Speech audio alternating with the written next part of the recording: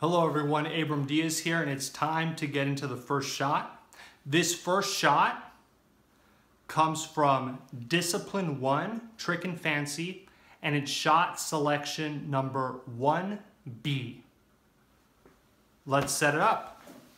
All right, now bear with me. I'm going to talk as loud as possible because I'm not mic'd up or anything like that, and I apologize for that. But we got to work with what we got.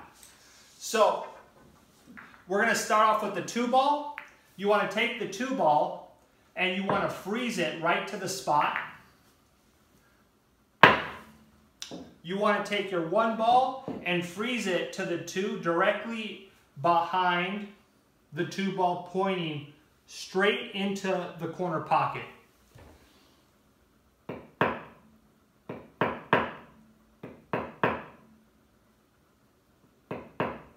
And what I'm actually doing, it's not really in a straight line.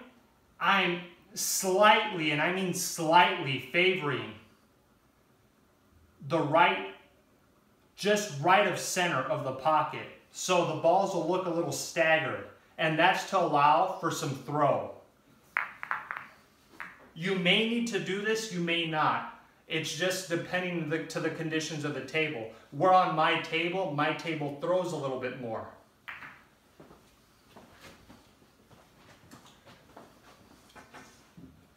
Now your cue ball placement, this is very important. I like to take a ball and put it right center of the side pocket, even with the cut of the slate. And I like to freeze my cue ball right to it. I can remove my ball now. I do this setup, I set it up this way because I know by doing it this way, I know my cue ball placement is exact every single time, which is very important. I'm going to take the 3-ball and freeze it to the cue ball.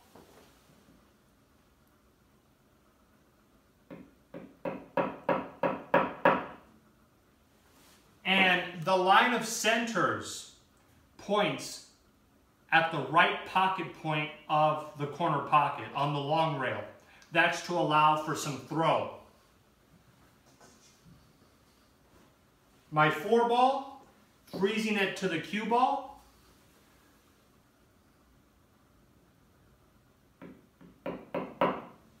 And this is pointing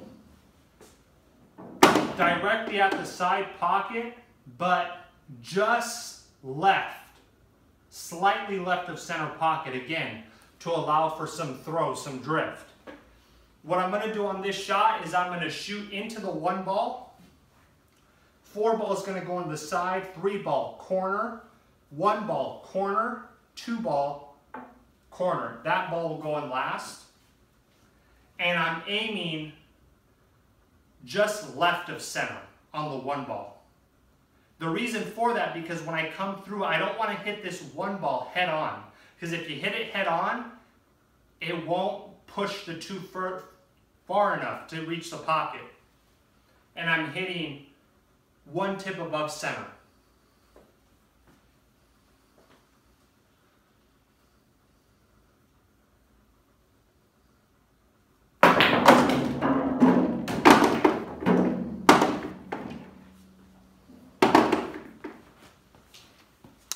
Okay, there it is. Now, a key on that shot is, on every shot, is know your adjustments. What's important on that shot is you got to use your peripheral vision. For example, if I miss the 3-ball going into the corner pocket, if I don't see which side of the pocket that hit on my next attempt, I have not increased my chances of making the shot. If I overthrew the pocket and hit the short rail, that means I gotta point my 3-ball and cue ball more down the rail because it's throwing way too much. If I contact that long rail and I miss it, that means I need to adjust more to the left, adjust the line of center more to the left.